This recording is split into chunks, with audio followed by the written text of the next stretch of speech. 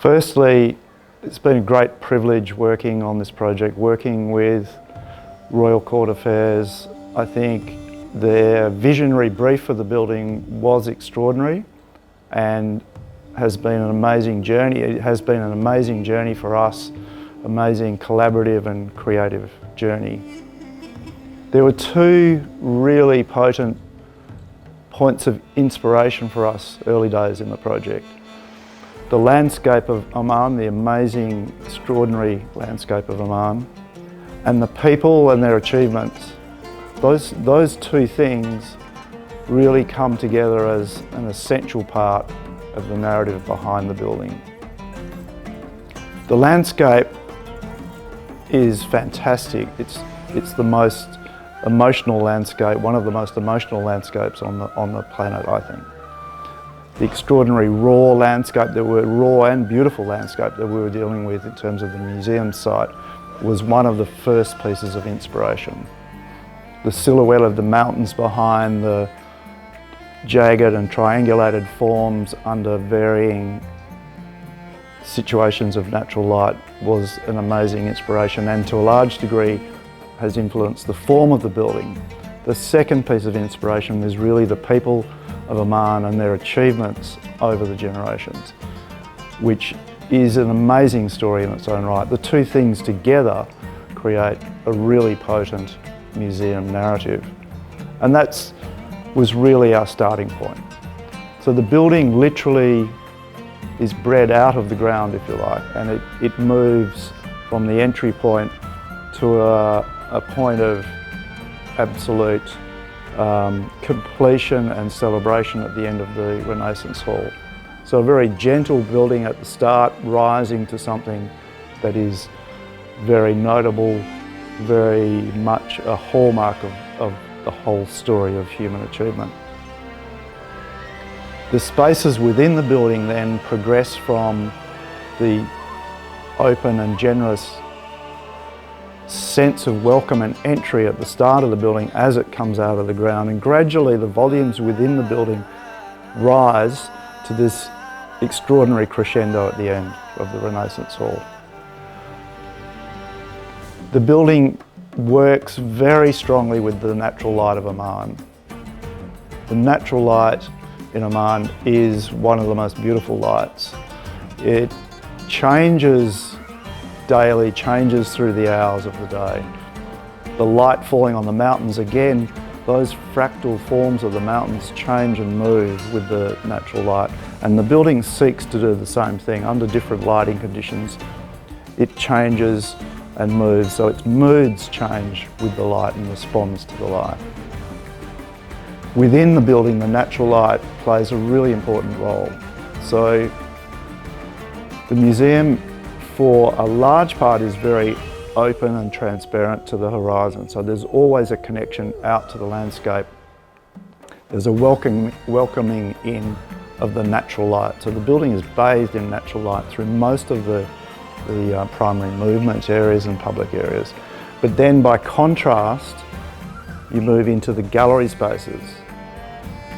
The gallery spaces are deliberately a more immersive experience, a more focused experience. So you have this incredible shift from being attached to the landscape and this sense of openness, and then the journey leads you intuitively into the gallery spaces and through the gallery spaces, which are very enriched storytelling spaces. These are spaces that are highly interactive. There are objects, it is an object museum to some degree, but very much it's about storytelling. Storytelling is the underpinning ingredient of the whole building. Even the building itself is a story about landscape. Every move through the building is a storytelling piece about Oman and about its people. So the exhibition journey is really a continuum. There is the start of the story is at the very commencement of the building, at the very entry into the welcome hall, and then into these immersive exhibition spaces. And these are spaces and storytelling that is aimed at appealing to everyone, and in particular the youth of Oman. So the youth of Oman was a very important part of the brief from Royal Court Affairs at the start. A highly visionary approach to a museum that is about talking to its people, in particular its youth, understanding their history, understanding their legacy in terms of landscape and natural circumstance.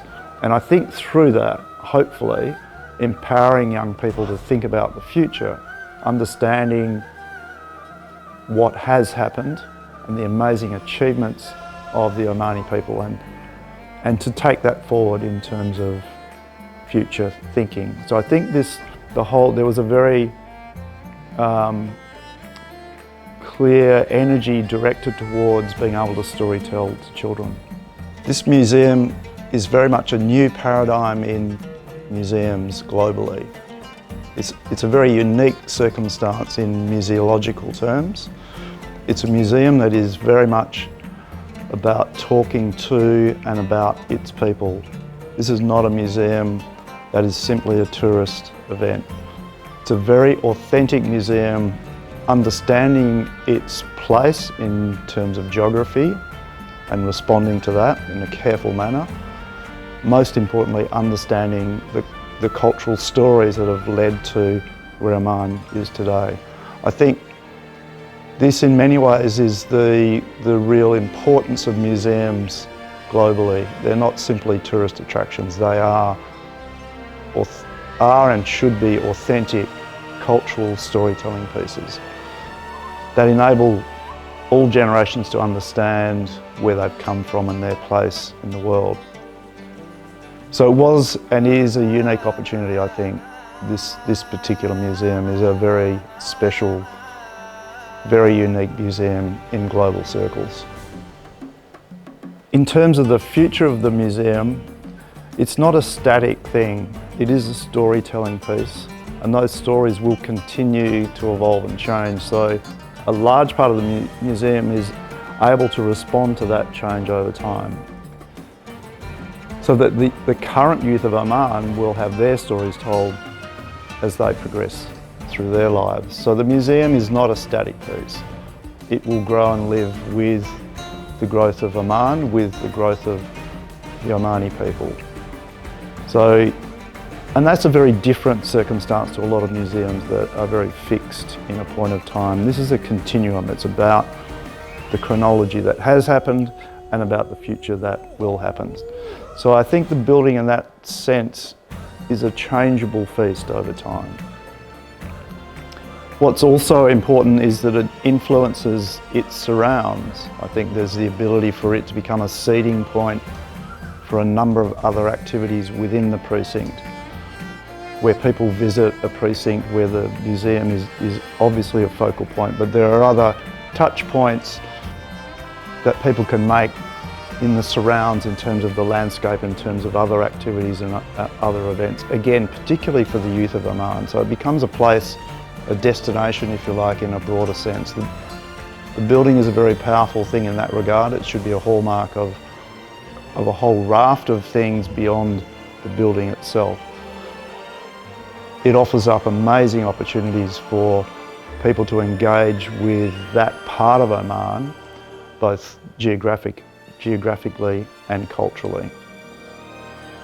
It was an amazing journey over many years, seeing the evolution of this building, and it has been, as I've said, has been a very joyful journey from my point of view in terms of engaging with Oman and the Omani people, and it has become a second home in many ways for me.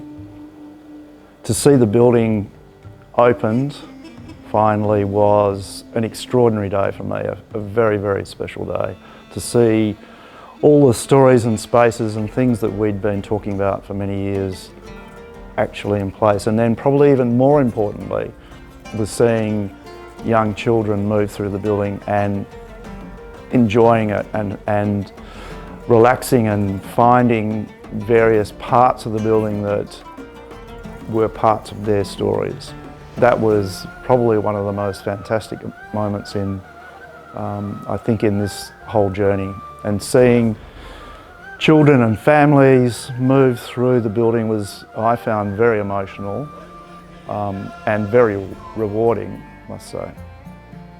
It's very rare that a building takes on so much emotion and so much storytelling and so much humanity. For me, that's a very, very rewarding situation.